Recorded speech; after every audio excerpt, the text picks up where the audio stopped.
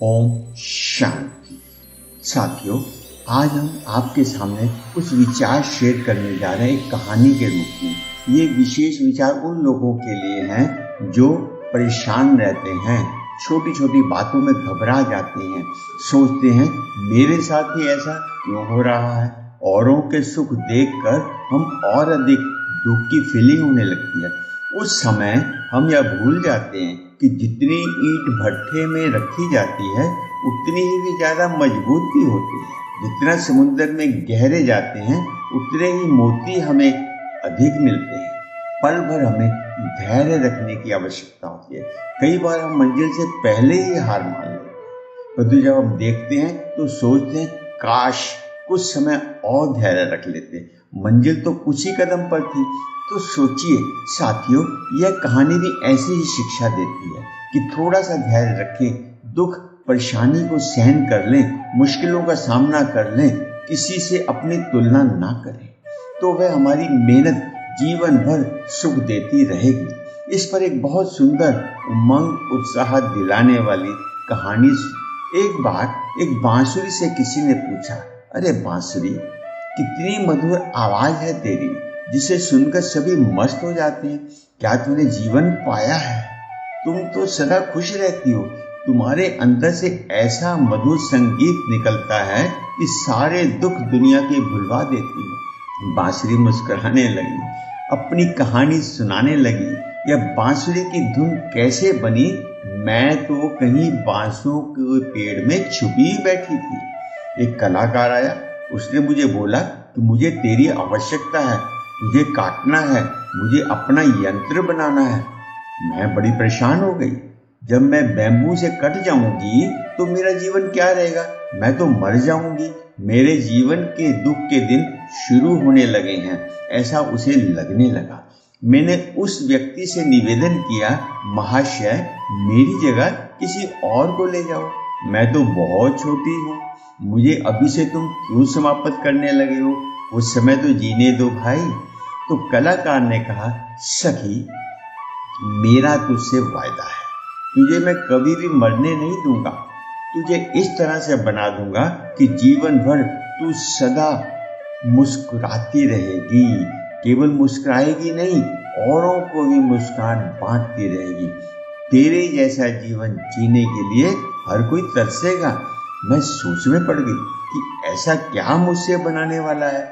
उसकी बातों पर विश्वास कर मैंने हामी भर दी।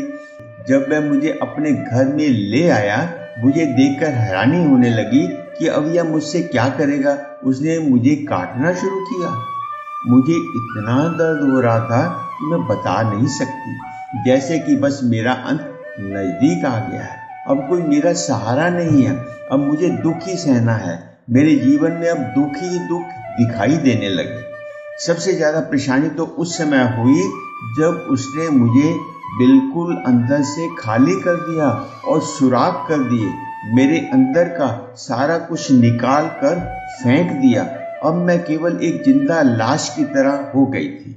मुझे समझ नहीं आ रहा था, इसने कहीं मुझे धोखा देकर, लालच देकर हाँ तो नहीं करवा ली है। अब मैं अपने ही यहाँ पर पश्चाताप करने की सोच रही थी।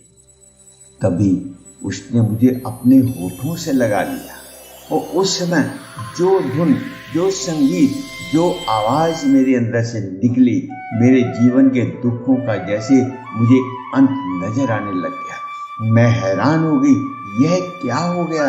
मेरा जीवन तो इसने बदल दिया है। मुझे टोटल अंदर से खाली करके इसने इतने मधुर संगीत का निर्माण कर दिया। तो मैंने इस तरह से अपने जीवन के कुछ समय को सदा अमर रहने के लिए समर्पण किया था।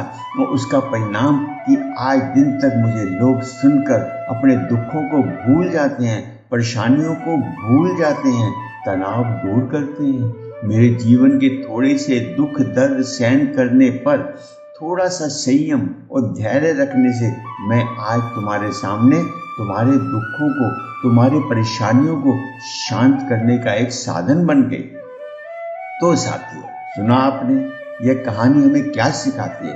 कैसे भी दुख तकलीफ हो तो समझ लीजिए परमात्मा हमारे से कुछ विशेष करवाने वाला है, हमारा विशेष उपयोग होने वाला है। आवश्यकता है अपने आप को समर्पण करने की, उसके ऊपर किसी प्रकार का शक ना करने की।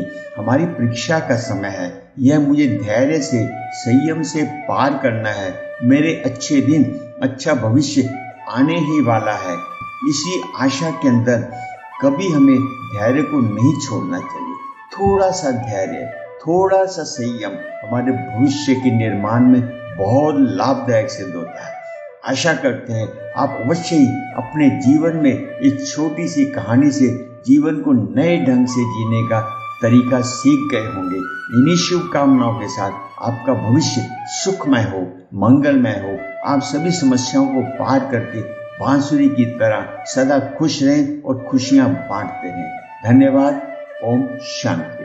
यदि आप ऐसे ही विषयों को सदैव सुनना चाहते हैं तो हमारे इस YouTube चैनल को अवश्य सब्सक्राइब करें ताकि आपको हमारे आने वाले विषयों की जानकारी सहज मिलती रहे। धन्यवाद। ओम शांति।